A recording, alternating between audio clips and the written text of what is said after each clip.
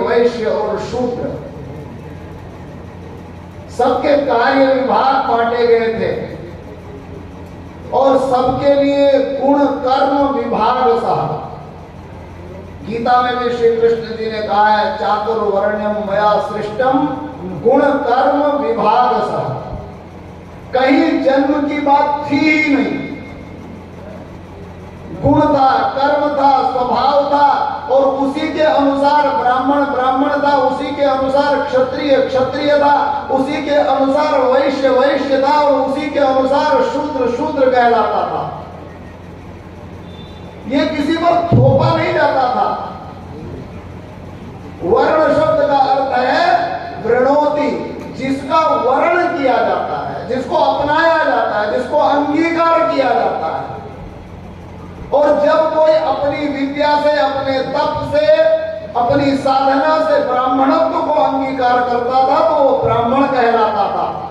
जब वो अपने बाहुबल से क्षत्रियत्व को अंगीकार करता था तो क्षत्रिय कहलाता था।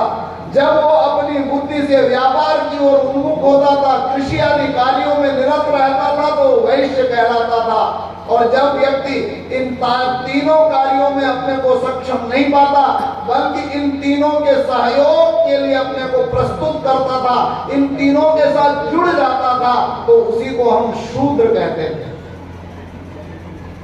और ब्राह्मण कौन होता था? बोलो जी, ब्राह्मण कौन होता था? आर्य। क्षत्रिय कौन होता था? आर्य। वैश्य कौन होता था? आर्य। शूद्र कौन होता था? आर्य।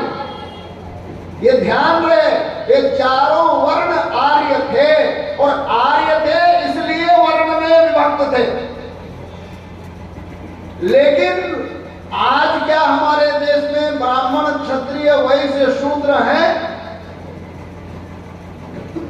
हाँ, संगठन के नाम पर तो अलग अलग बने हुए हैं, ब्राह्मण महासंघ। कोई पूछे इसका